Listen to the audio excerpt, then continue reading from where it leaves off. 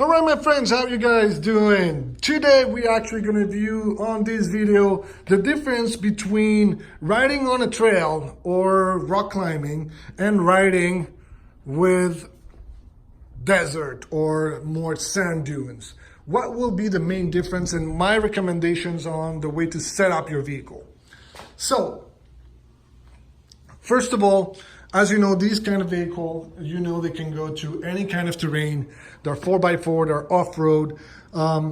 Some people will take them to the desert, to the dunes, to the beach. Some people will take them more into rock climbing, trails, and then, more likely dust and hard-packed, like dust and terrains. There's a difference between riding in all those terrains that you need to be aware, and that's where you need to make sure that you set up your Can-Am the right way. So how to do that? So the way I actually do it on my end is I divide it in two big sections. The section number one will be when you are on rock climbing and on hard dust terrain, packed terrain.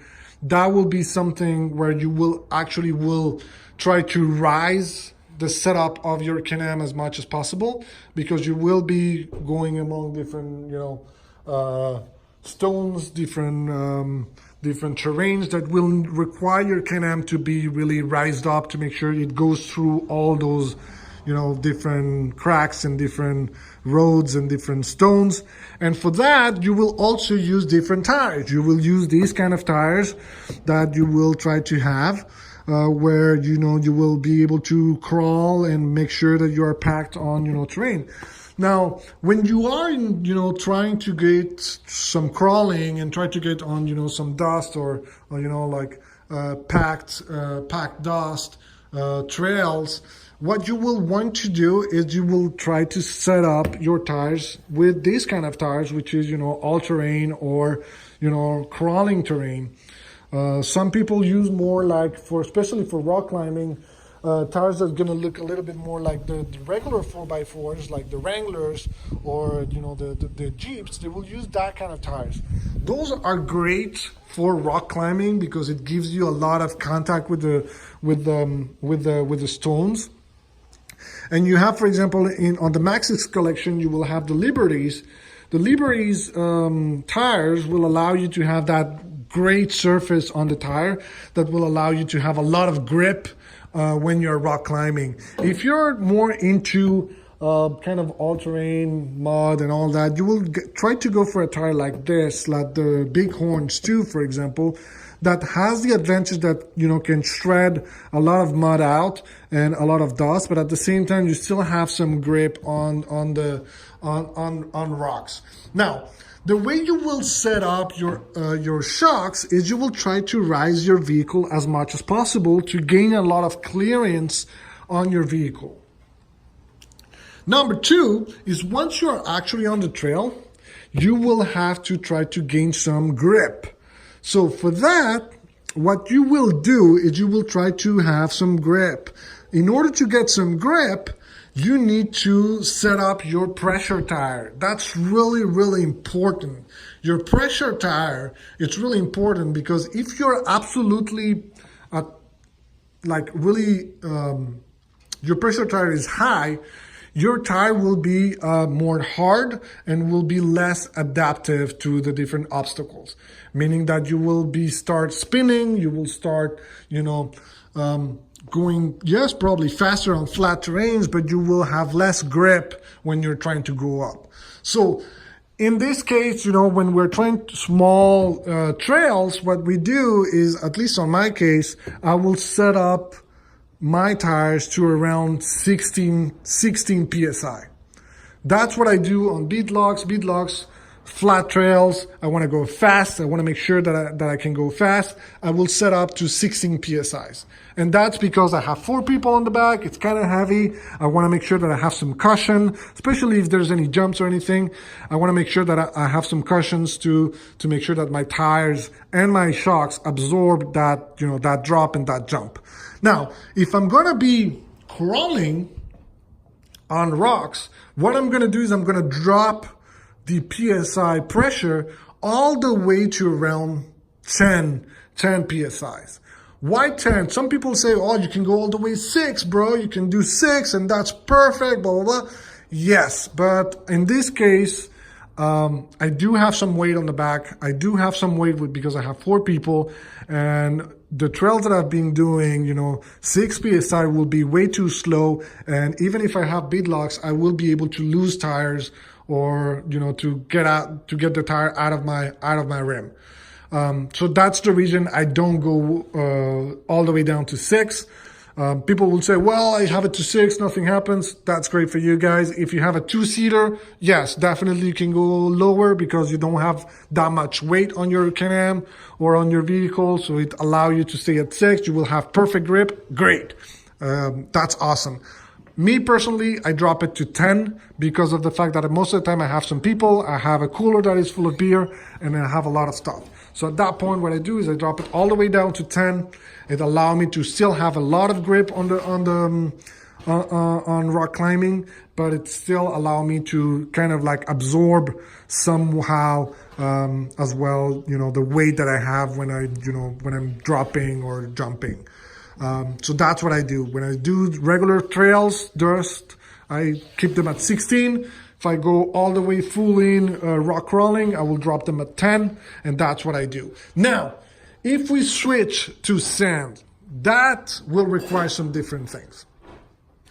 First of all, it will require for you to drop the vehicle. You don't need it to have as high, especially if you go to the dunes.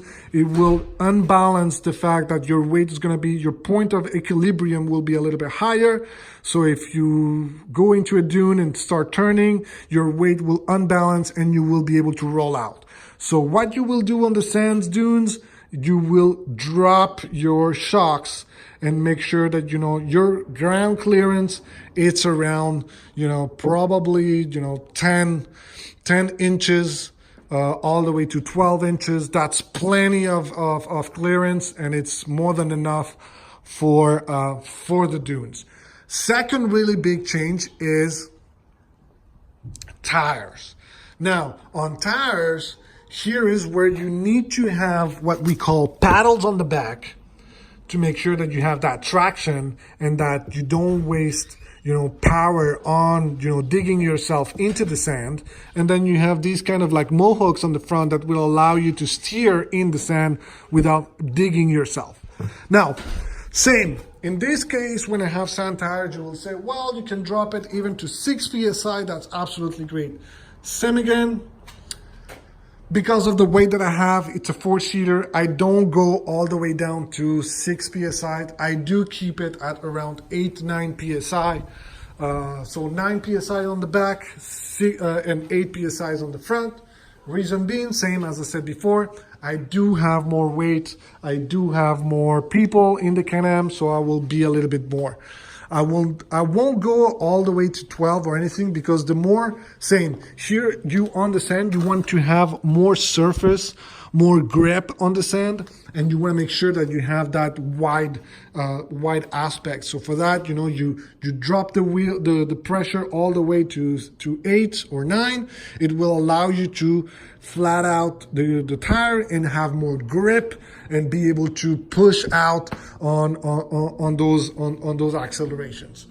Now, what's the other main difference when you ride in sand compared to rock climbing? Well, the way to drive, it's easy. When you're rock climbing, depending on the inclination of the surface, you will actually put your vehicle on 4-wheel drive.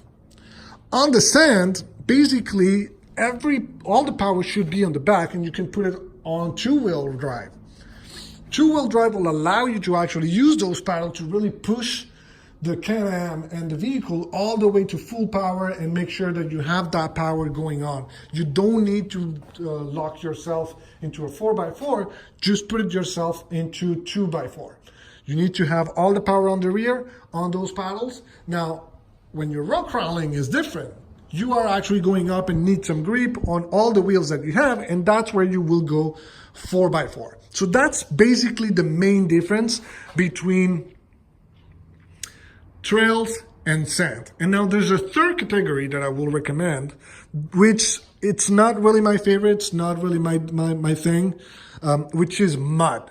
So for mud, that's a little bit different. For mud, you will try to get a little bit more grip, but at the same time, you will try to, it's basically a mix between sand and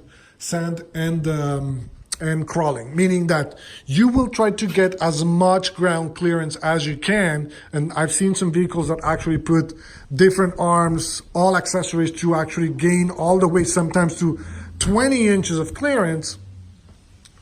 And you will use different tires. You will use tires that kind of look like the one for the sand, which will have like big scoops, really big, like kind of scoops on your tires. And those are the mud tires. So mud tires are completely different. They will look a little bit more like the desert one, where they will have like really big scoops to allow to shred all that mud out. But that's the difference. So for those, you will have really big, large tires with those big scoops to allow you to get out of the mud and shred all that mud out of the way and be able to dig yourself out. But on the clearance, you will try to get as much clearance as you can. That way you can be up and you can go into deep mud pits without having any difficulty. So those are the three categories that you should have, and that's the three main difference on the setup and the way to drive. Now, on the mud, it's as they were crawling, you will try to go 4x4 because you need some crawling out of that mud, and for that you will need to have really traction of all the wheels to allow you to dig yourself out from those holes and mud holes. So remember, in resume is going to be sand, it's going to be paddles, low pressure around 8 psi on the front, 9 psi on the back, mud tires, lower your setup to have less ground clearance. Trail and rock climbing, bigger clearance. Tires are going to be more like all-terrain tires. If it's flat trails and you want to race, go for a higher PSI at around 16. If it's rock crawling, pure and hardcore, low PSI at around 10, at least for the Can-Am 4-seater. If it's 2-seaters, you can drop 2 PSIs extra. That's completely fine. And then mud, bigger clearance, more mud tires. Same, I will go around 14 to 16 PSI on mud. And then, 4x4 as well. So that's the main difference, guys. Those are the tricks for, for people that, are starting in these sports. That's the setup that I will have, depending on the terrain that you're going. So Pismo will be sand. We will actually do a video where we will actually drop the shocks and then as well put the sand tires and also change the pressure on the tires. And we will do a whole video for that. So make sure you subscribe. Click on the little bell to make sure you don't miss out any of the new videos coming up, and see you next time.